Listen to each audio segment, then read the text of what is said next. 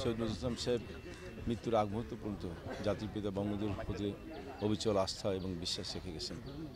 জাতির পিতার সঙ্গে কখনও উনি বিচ্যুত হন নাই, জাতির পিতার সঙ্গে কখনও উনি বেইমানি করেন নাই, জাতির পিতার পাশ থেকে কখনও উনি সরে দাঁড়ান নাই।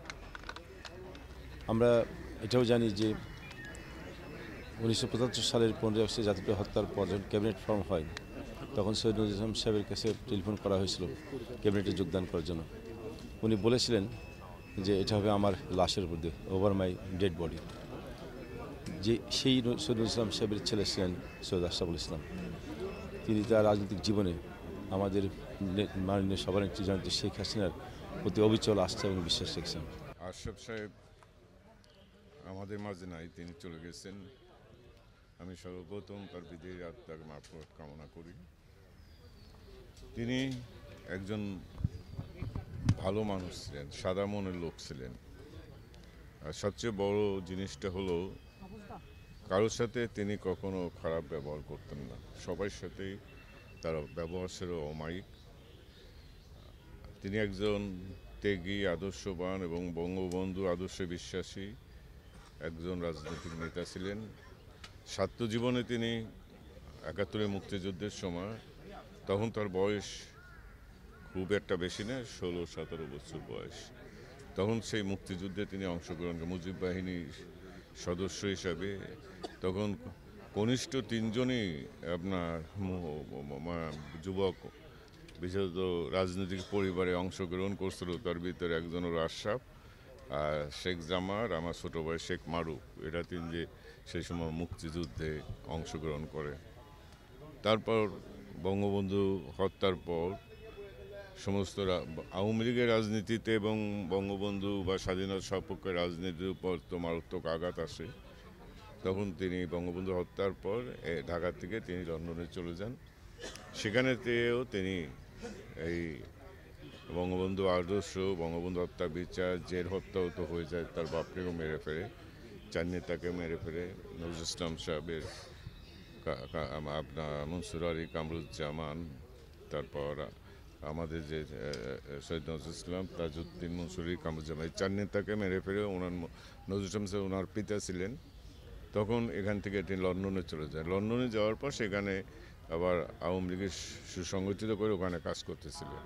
তিনি একজন সৎ, আদর্শবান এবং বঙ্গবন্ধু আদর্শের একজন দেশপ্রেমিক রাজনীতিবিদ ছিলেন। তার লোভ লালসা কিনে সাদা পাতা মাথাভাবে জানতেন এবং কার সাথে তার কোনো সময় রাজনৈতিক নেতা কর্মী বা সাধারণ মানুষ কারোর সাথে তার কোনো সময় কোনো রকম মন মালিন্য হয় নাই। তিনি সবসময় হাই হেসে কথা বলতেন।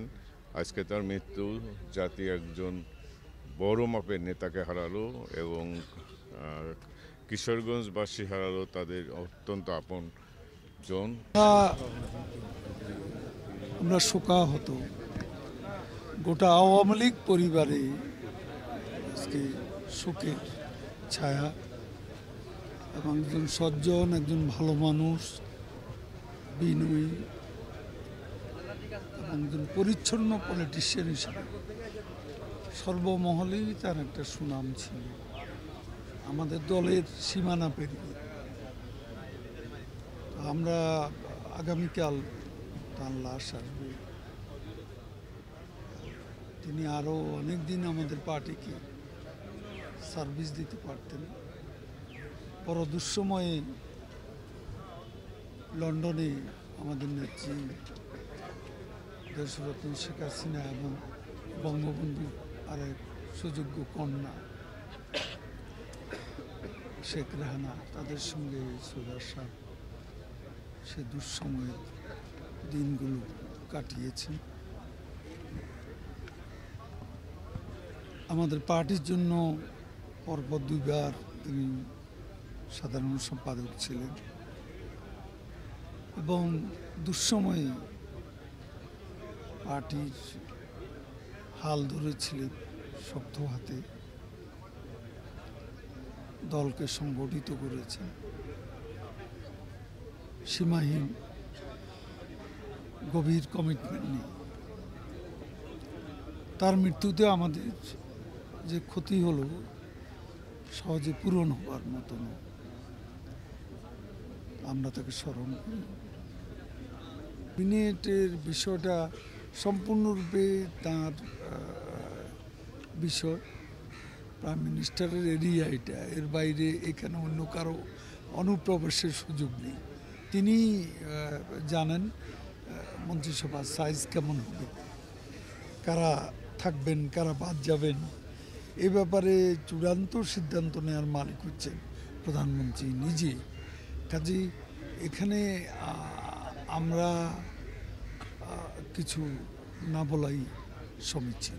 শেষ প্রশ্নটা কোনো চমক থাকছে কিনা ক্যাবিনেট, যদিও বলেছেন মাননীয় প্রধানমন্ত্রীর এখতিয়ার। আপনি পার্টির সাধারণ সম্পাদক, আপনার সবকিছু এই ক্যাবিনেটে আমি ঠিক বলতে পারছি না, তবে আমার মনে হয় বিপুল বিজয় তো বিপুল প্রত্যাশা। এই যে বিশাল বিজয়ের সঙ্গে বিশাল একটা প্রত্যাশা আছে, জনগণেরও এখানে একটা প্রত্যাশা আছে। সেই প্রত্যাশার প্রতিদ্বন্দ্বিতা করতে পারেন একজনই, আমাদের দলনেতা, যাকে আমরা গতকাল নির্বাচিত করেছি সর্বসম্মতিক্রমে। তো আমার কেন যেন মনে হয় বিশাল একটা চমক আসবে।